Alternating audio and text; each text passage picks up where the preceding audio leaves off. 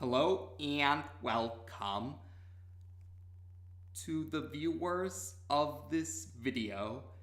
This is the Orange Fan here, bringing you another entry for the episode Recap and Thoughts category.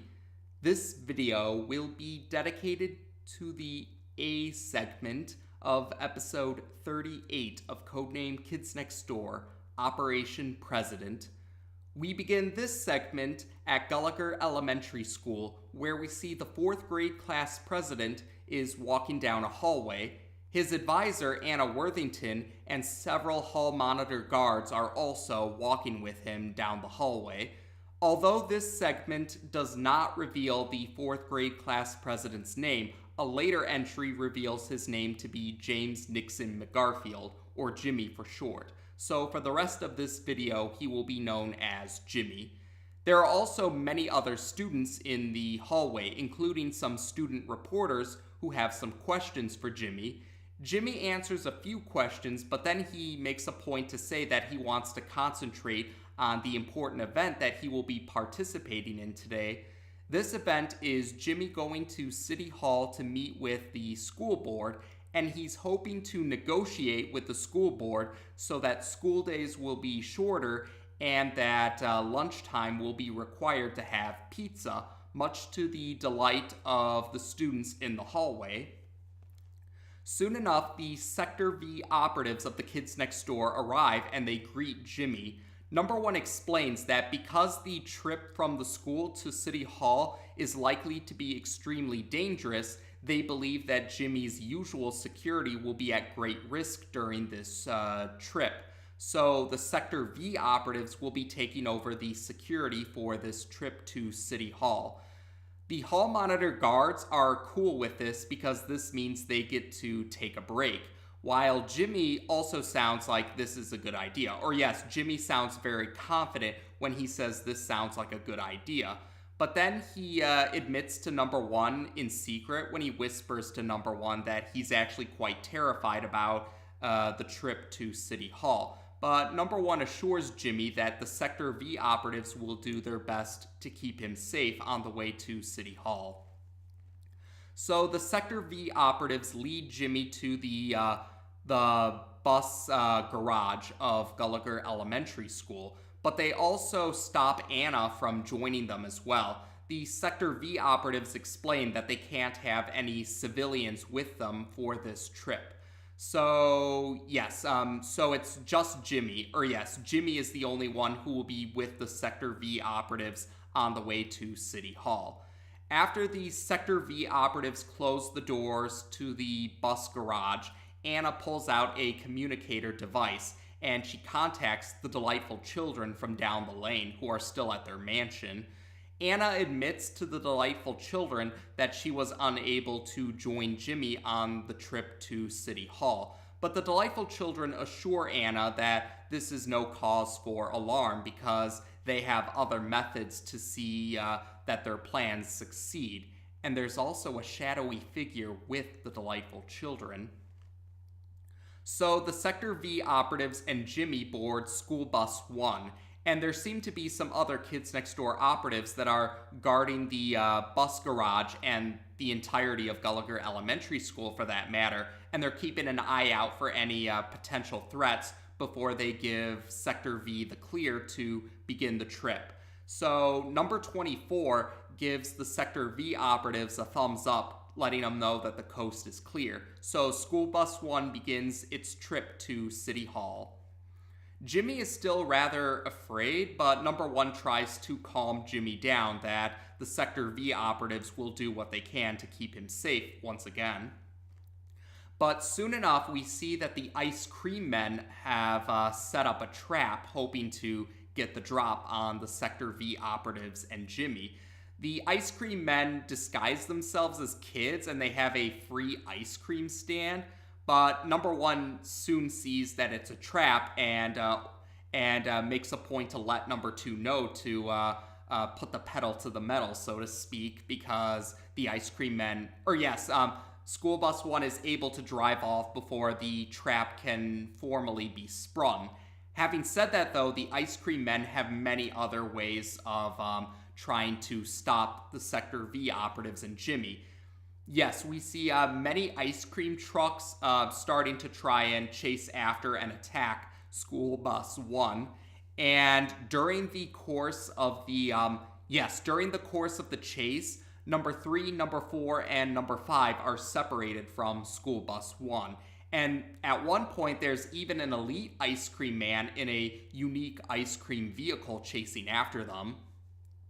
Eventually, many ice cream trucks actually form a blockade on the road and are preparing some weapons to attack School Bus 1.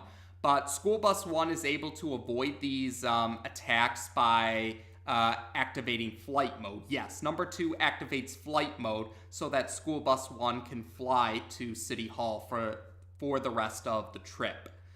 And after they're in the air and safe from any attacks from the ice cream men, Jimmy admits to number 1 that he's a bit envious of Sector V's leader because number 1 is such a brave individual, while Jimmy doesn't view himself as brave.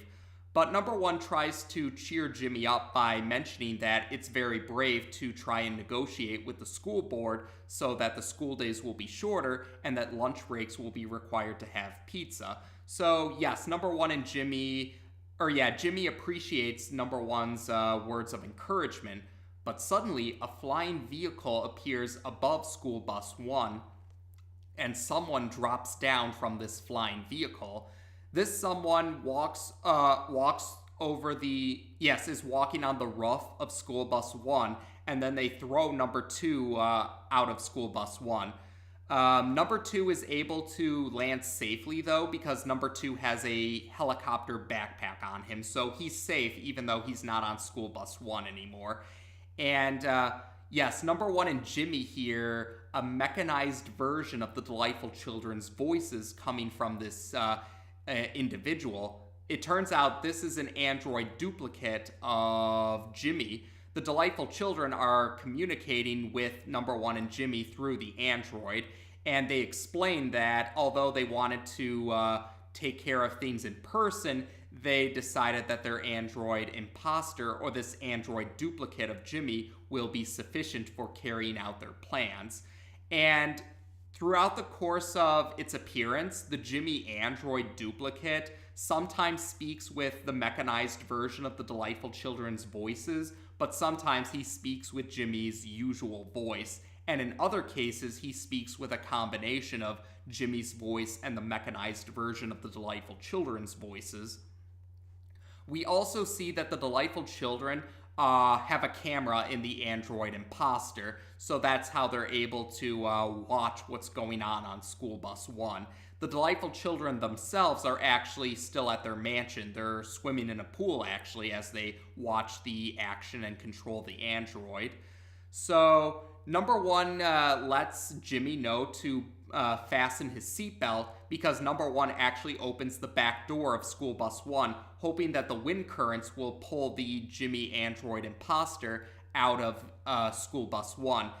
The imposter's hat falls off and is flown off somewhere else in the air, but the Jimmy android is able to land on one of the jets of School Bus 1 and starts to mess the wiring up on this jet.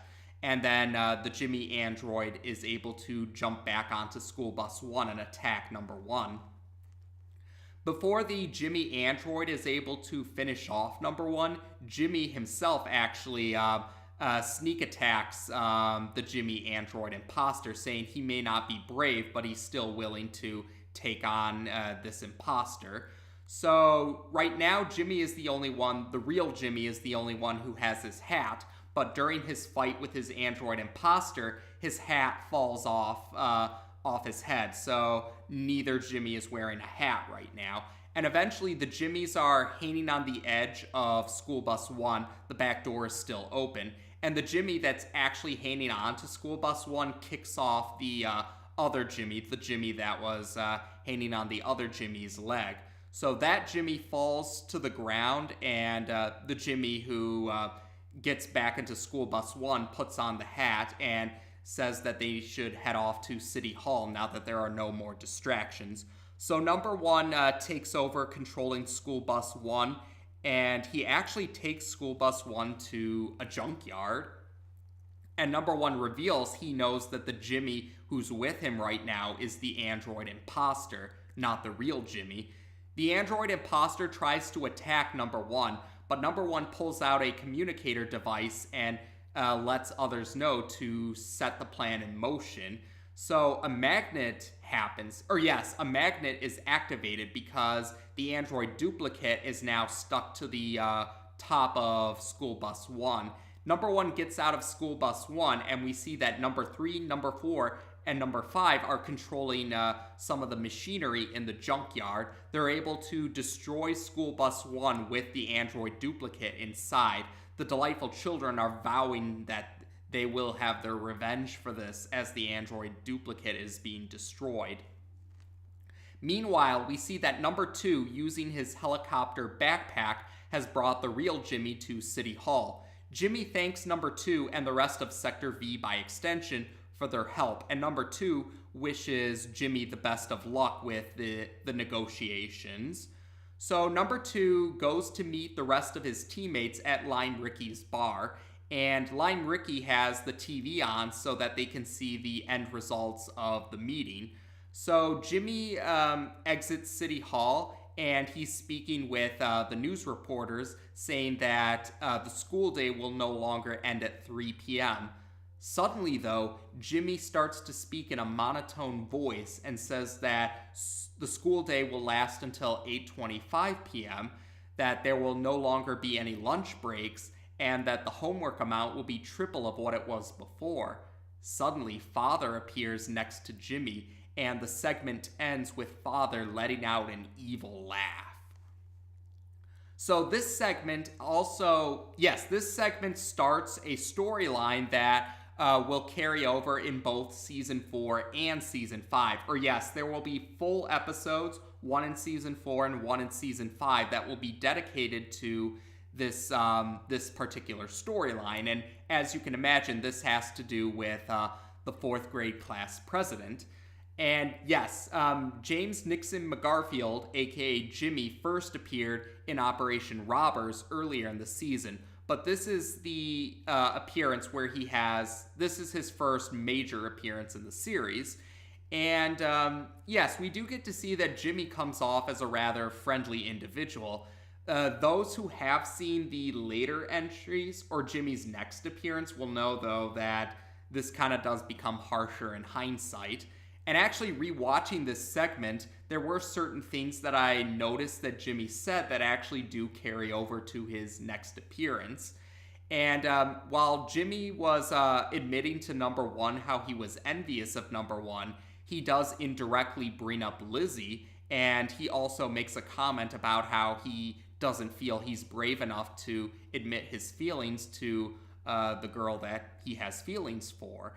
And yes, those little details, those details, at first they might just seem like just throwaway lines at first, but they actually end up leading to something very important in Jimmy's next appearance. I won't say too much for the sake of those just following along with the recap and thoughts videos, but yes, Jimmy's lines there end up having a greater weight to them than we might have originally anticipated, or many viewers might not have originally anticipated how important those lines would be in Jimmy's next appearance.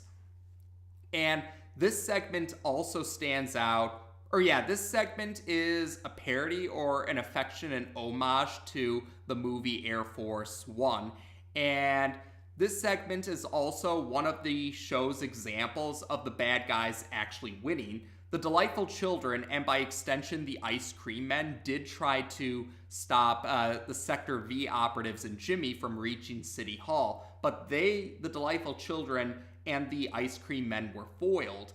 However, when Jimmy did arrive at City Hall, Father ended up taking over, and the monotone voice seems to suggest that Father might have used some mind control on Jimmy. And Jimmy being on the bad guy's side, or being a villain, that does carry over into his next appearance. That much I will say. Although Father is mysteriously not really brought up the next time we see Jimmy in his next villain role. So yes, though, this segment does set up Jimmy being a villain in his next appearance. But yeah, there do seem to be a few curiosities. I'll go into more detail about it as we reach that particular segment. Another curiosity I noticed is Anna Worthington, Jimmy's advisor. So yes, in this segment, Anna was actually affiliated with the Delightful Children, and it seemed like she was planning to sabotage Jimmy's attempts to reach City Hall. But without giving too much away, let's just say in her next appearance, Jimmy's next appearance, Anna does show more genuine, sincere loyalty towards Jimmy. So that has confused some viewers.